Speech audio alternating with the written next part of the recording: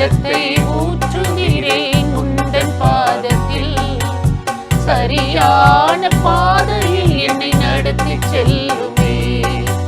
சஞ்சலத்தை ஊற்றுகிறேன் உந்தன் பாதத்தில். சரியான பாதையில் என்னை நடத்தி செல்லுமே.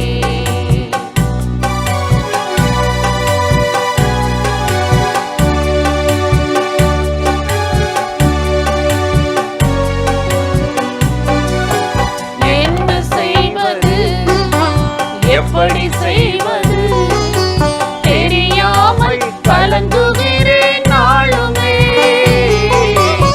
என்ன செய்வது, எப்படி செய்வது தெரியாமல் கலங்குகிறேன் நாளுமே. உன் பாதை காட்டி நடத்தும் இந்த நேசரே, உன் பாதை காட்டி நடத்தும் இந்த நேசரே. உன் பாதத்திலே விழுந்து விட்டேன் நாதனே. உன் பாதத்திலே விழுந்து விட்டேன் நாதனே. சஞ்சலத்தை ஊற்றுகிறேன் உந்தன் பாதத்தில். சரியான பாதையில் என்னை நடத்தி செல்லுமே.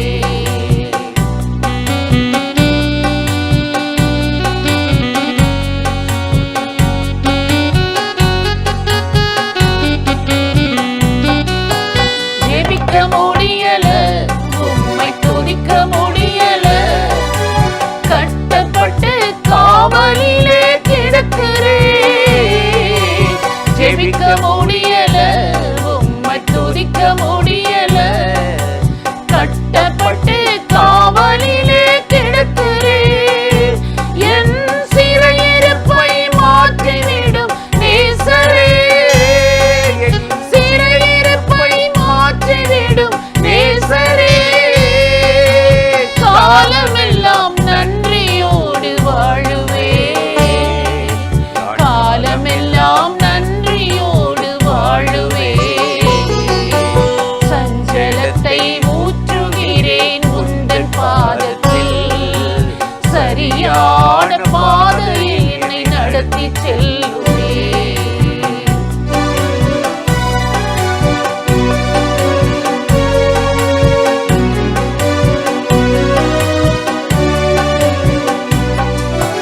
தவறி விடுகிறேன், மனம் பதறி விடுகிறேன்.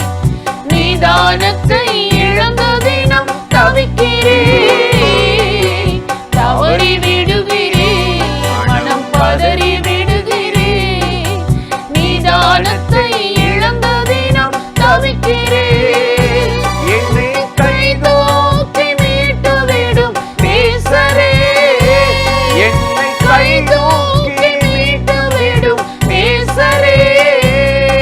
உன் கருணை காட்டி வழி நடத்தும் நாதனே.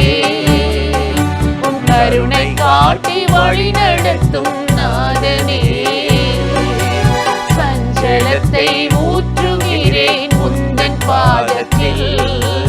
சரியான பாதையில் என்னை நடத்தி செல்லுமே. சஞ்சலத்தை ஊற்றுகிறேன் உந்தன் பாதத்தில். சரியான பாதையில் என்னை நடத்தி செல்லுமே. பிரியமானவர்களே, ஆண்டவராகிய இயேசுவின் நாமத்தினாலே இந்த காலை நேரத்தில் இந்த இயேசுவை தினம் பார்ப்போம் என்ற இந்த நிகழ்ச்சியின் மூலமாக உங்களை சந்திப்பதில் மிகுந்த மகிழ்ச்சி அடைகிறேன். கர்த்தர் நல்லவர், கிருபையும் இரக்கமும் நிறைந்தவர். இந்த நாள்லையும் ஒரு வசனத்தை உங்களுக்கு ஞாபகப்படுத்தி சில காரியத்தை சொல்லுவது நல்லது என்று நினைத்தேன்.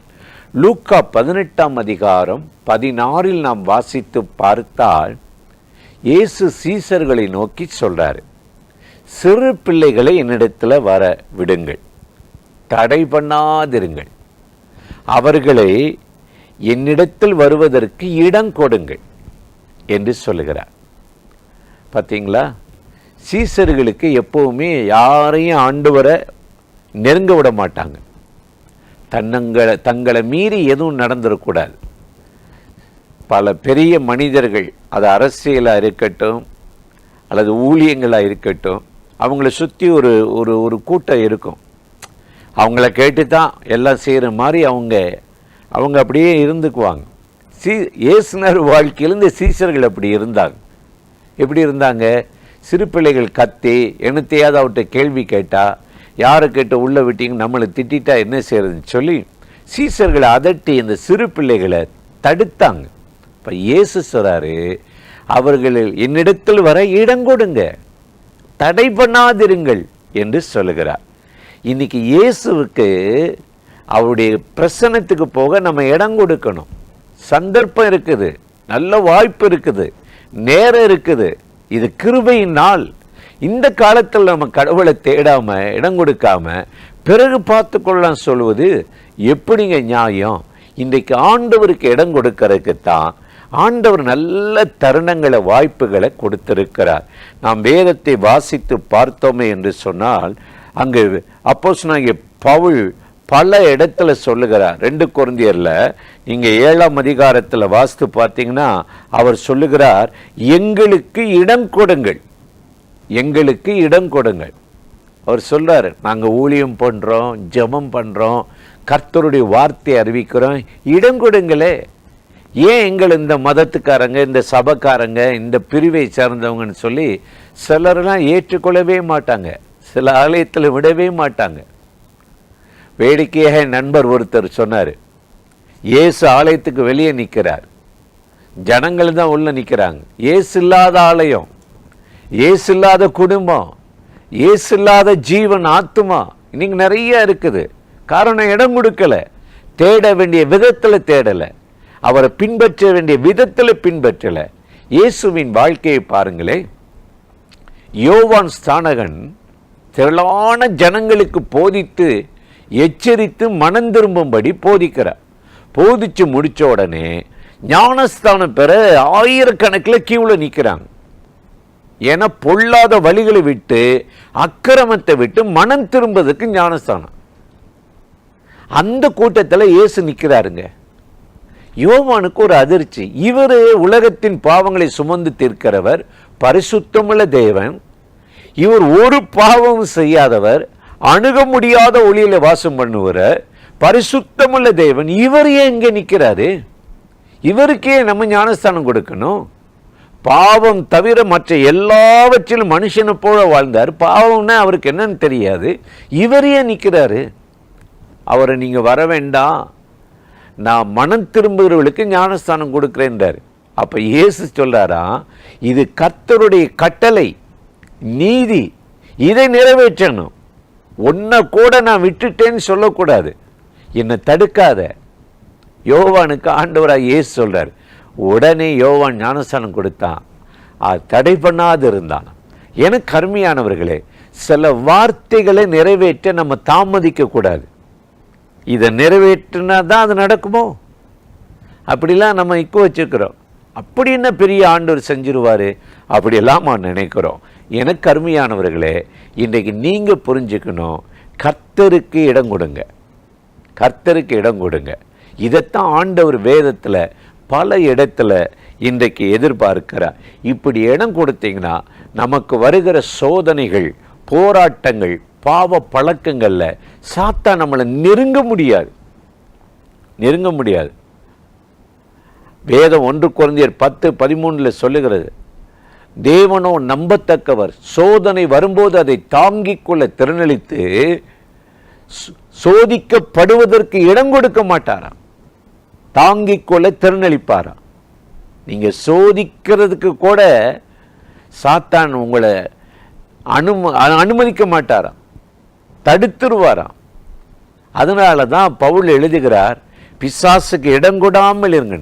நம்ம தேவனுக்கு இடம் கொடுத்தா, பிசாசுக்கு இடம் கொடுக்காம அவனுடைய சூழ்ச்சிகளை, திட்டங்களை நம்ம தவிடுபடியாக்கி சமாதானத்தோடு சந்தோஷத்தோடு வாழ்வோம்.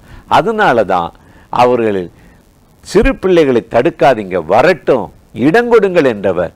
இன்றைக்கு அவர் உங்களுக்கு இடம் கொடுத்து தேவ பிரசன்னத்தை கொடுத்து இந்த நாளில் அற்புதமாக உங்களை ஆசீர்வதித்து நடத்த போகிறார்.